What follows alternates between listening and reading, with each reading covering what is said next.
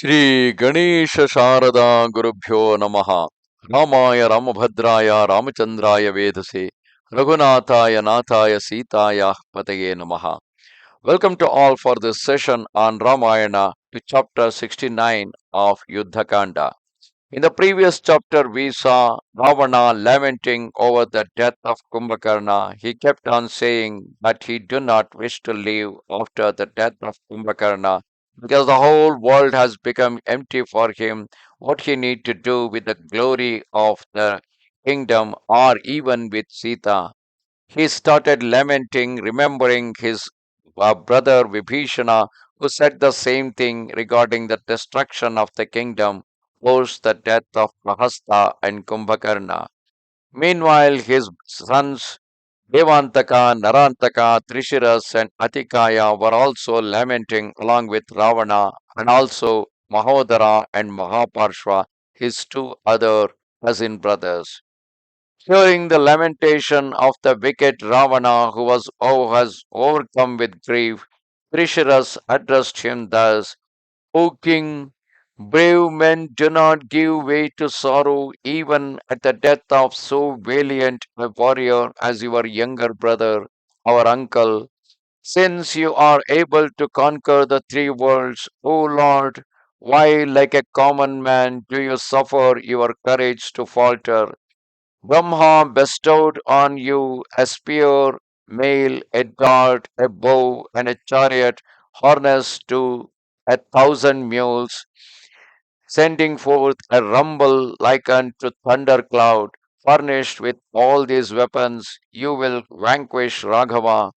Yet, if it pleases you, O great king, I myself will descend into the arena and bear away your enemies as Garuda the serpent.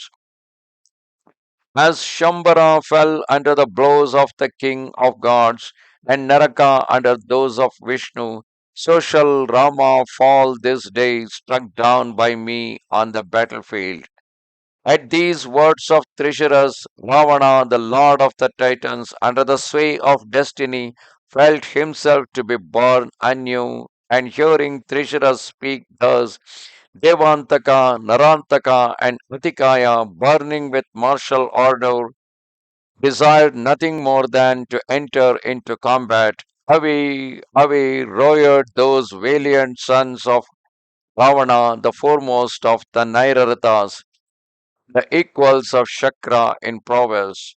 All were able to fly in the air, all were skilled in magic, all had humbled the pride of the gods, all were invincible warriors, all were endowed with great strength, all enjoyed great renown. Of none was it recounted that they had been defeated in battle even by the gods, Gandharvas, Kinnaras, or great serpents.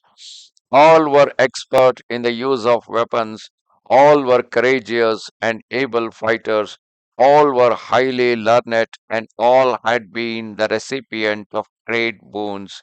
Surrounded by his sons, the king, radiant as the solar orb, the destroyer of the power and glory of his enemies, shone like Magavat amid the gods, the humbler of the pride of the great Danavas. Embracing his son, he covered them with ornaments and sent them out to fight, heaping blessings upon them. Nevertheless, Ravana sent his brothers Yuddhonmatta and Matta, who were also named as Mahodara and Mahaparshva, to accompany those youthful warriors and watch over them in the struggle. Then those heroes of immense stature paid obeisance to the mighty Ravana, the destroyer of creatures, and circumambulating him departed for the battle. Thereafter, the foremost of the Nairarathas, furnished with every kind of medicinal herb and perfume, went away eager to fight, and Trishiras, Atikaya, Devanthaka, Narantaka, Mahodara, and Mahaparshva, also known as Matta and Yuddhonmatta, under the sway of destiny, set out. A magnificent elephant like unto a dark cloud, offspring of Airavata race, named Sudarshana, saddled as Mahodara's mount. That hero, furnished with every weapon, mounted with a quiver, seated on his elephant, shone like the sun on the peak of the Astachala mountain. Trishiras, born of Ravana, was seated in an excellent car, drawn by the foremost of steeds, and it was filled with weapons of every kind. Standing in his chariot, armed with his bow, he looked as resplendent as a storm cloud on the peak of a mountain, attended by lightning, thunder, meteors, and Indra's bow. This purple crown, Trishiras shone in his chariot like Himavat, the lord of the mountains, with its golden crest. So Trishiras means one who is having three heads. So that is why for each of the head he was wearing a separate crown. Thus he was wearing three crowns. Then the exceedingly warlike Atikaya, son unto that lord of the Titans, most skillful of archers, ascended a superb chariot with excellent wheels, stout axles, magnificent steeds, carriage and yoke, rich in quivers and bows, filled with missiles, swords, and maces, and that warrior wore a diadem encrusted with gold and covered with gems, so that he looked like Meru shining in its own splendor. That mighty prince of the Titans, surrounded by the foremost of the Nairathas, glowed in his chariot like the god who bears the thunderbolt amid the immortals. And Narantaka, mounted on a white steed, as swift as thought, harnessed with gold, resembling Uchai was armed. That was actually a divine horse. Uchai was armed with a javelin like unto a thunderbolt, and appeared exceedingly resplendent, resembling the illustrious Guha, the offspring of Shikhi, riding on his peacock. Devanthaka, bearing a gilded iron bar, looked like an incarnation of Vishnu, holding the Mandara mountain in his arms, and Mahaparshva, full of strength and energy, brandished a mace like unto Kubera, armed for combat. Thereafter, those intrepid warriors set out from Lanka like the gods leaving Amaravati, and powerful titans on elephants, horses, and in chariot, thundering like clouds, followed armed with excellent weapons. And those youthful beings shone like the blazing sun, with their brows encircled with diadems, sparkling in splendor like planets flaming in the heavens, and in the brightness of the raiment in which they were attired. That brilliant cavalcade resembled an autumn cloud or a flock of cranes in the sky. Determined to die or vanquish their enemy, they went forward in this courageous resolve, eager to fight, boasting, shouting, and uttering threats. And those invincible heroes set out furnished with arrows amid the clamor and clapping of hands, causing the earth to tremble as it were. As the roars of their troops seemed to rend the heavens, those mighty Titan princes, full of joy, increased their pace and beheld the Simian host brandishing rocks and trees, while from their side the courageous leaders of the monkeys observed the Titan army with its mass of elephants, horses, and chariots advancing like unto a thunder cloud to the sound of hundreds of gongs, and furnished with huge weapons, encompassed on all sides by the resplendent Nairathas, resembling blazing torches or suns. Beholding that company approaching, the desire of the Plavangamas was realized, and armed with huge rocks, they redoubled their cries in their eagerness to fight the Titans, who responded with their shouts, hearing the roars that the monkeys and their leaders let forth. The Titan ranks, provoked by the joyous cheering of the enemy, roared with an even greater fury in their extreme valor.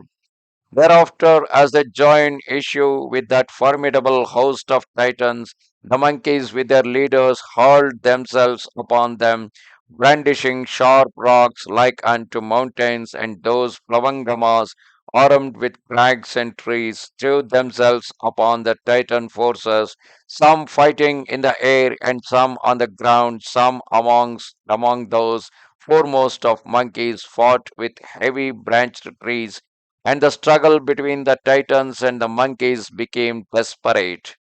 Those monkeys of redoubtable courage let an unequaled shower of trees, stones, and rocks fall on the enemy, who overwhelmed them with a hail of missiles. Titans and monkeys roared like lions on the battlefield. The Plavangamas crushed the Yatodhanas with blows from stones, and in fury struck those warriors covered in mail and jewels, mounted on chariots and on elephants and horses in the fray. Then the Plavangamas redoubled their attacks against the Yatudhanas with crags that they tore up with their hands, their bodies tense, their eyes starting from their heads, shouting, they stumbled and fell, while those lions among the Titans on their side pierced those elephants among the monkeys with sharp arrows, striking them with spears, mallets, swords, javelins, and lances, and they mowed each other down in their desire to triumph. The limbs of the monkeys and titans were streaming with blood of their enemies, and rocks and swords thrown by the monkeys and titans covered the blood-stained earth in an instant, so that the ground was smoothed with titans like unto mountains, who, mad with martial ardor, had been crushed and mangled by their foes, by their enemies. Thereafter, the monkeys giving and receiving blows, their rocks shattered, engaged in a fresh and dreadful fight, using the severed limbs as weapons, and the Nairaratas struck the monkeys with their own corpses, and the apes struck the titans with the titan dead. Tearing the rocks from the hands of their enemies, the Titans broke them on the heads of the monkeys, who shattered the arrows of the Titans, using the pieces to destroy them.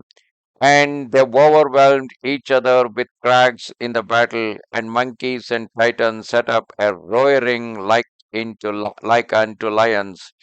Then their armor, and shields pierced those titans attacked by the monkeys, dripped blood as trees their sap, and some monkeys in the conflict destroyed chariots with chariots, elephants with elephants, horses with horses, while the titans employed weapons like razors or half moons and bhallas and pointed shafts in order to shatter the rocks and trees of those intrepid monkeys. In that encounter, the earth became impossible, covered as it was with monkeys and titans, mangled and crushed under the rocks and trees in the fight. Full of audacity and ardor, the monkeys engaged in the struggle, casting aside all fear, fought the Titans with a light heart and various kinds of weapons. Witnessing that appalling melee, the joy of the monkeys and the massacre of the Titans, the great rishis and hosts of celestial beings emitted shouts of triumph. Narantaka, however, mounted on his steed, it was as swift as the wind, with a pointed lance plunged into the thick of the Simeon ranks like a fish into the sea, and that warrior pierced 700 monkeys from his effulgent spear, and that enemy of Indra of exceeding courage in an instant single-handed overthrew the army of the foremost of monkeys under the eyes of Vidyadharas and Maharishis, making a pathway for himself through the simian ranks, the bleeding flesh its mire, and which was covered with heaps of monkeys' corpses as high as hills. Whenever those lions among the monkeys sought to bar his way, so often did Narantaka cleave their ranks by mowing them down.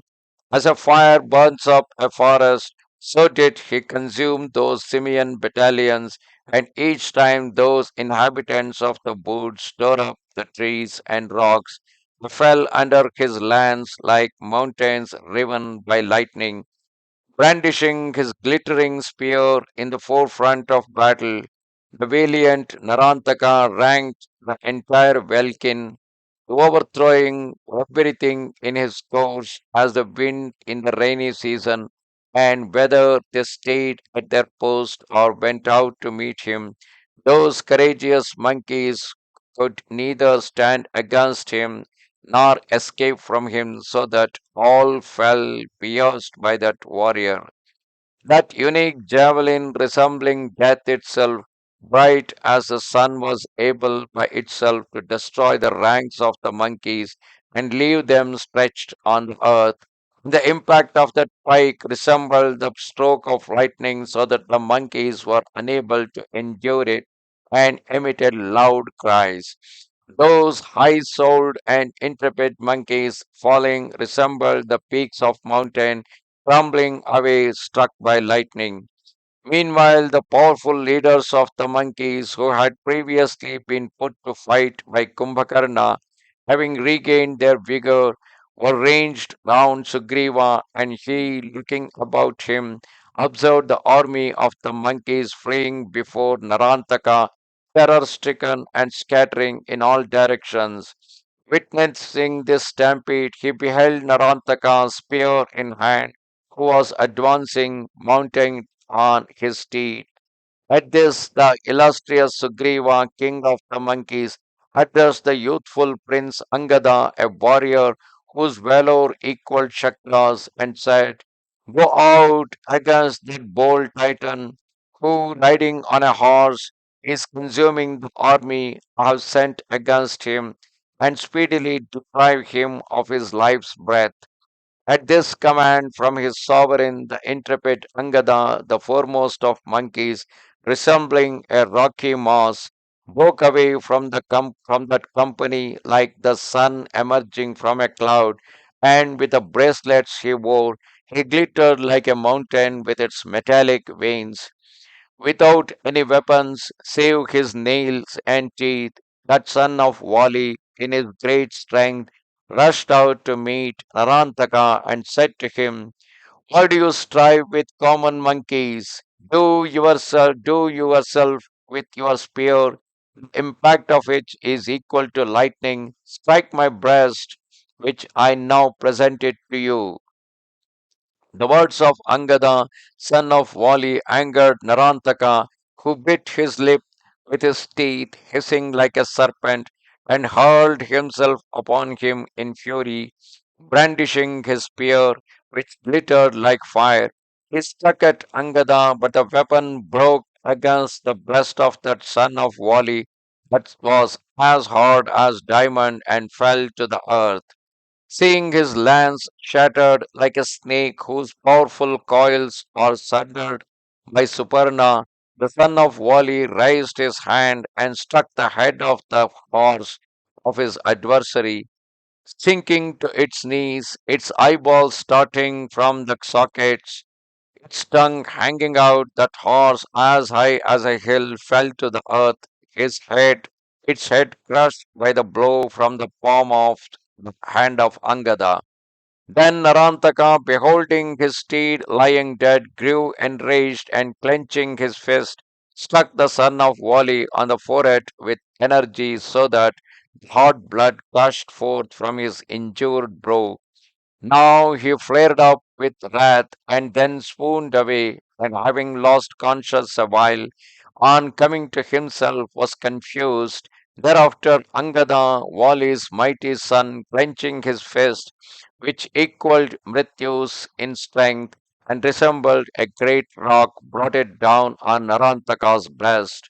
His chest crushed, broken by the shock, vomiting flames, his limbs streaming with blood, Narantaka fell on the earth like a mountain struck by lightning, and when the mighty Narantaka fell in the struggle with Vali's son from the sky, the foremost of the celestials and the monkeys emitted a great shout of triumph, and Angada, filled with Rama's heart with joy, and he was astonished at his exceedingly difficult achievement. Thereafter, that warrior of illustrious exploits eagerly prepared for fresh encounters. Thus come to the end, chapter 69 of Yuddha Kanda in Ramayana. Namaste Sharada Devi, Kashmira Puravasini, Twamaham Prarthaye Nityam, Vidya Dananchate Hime.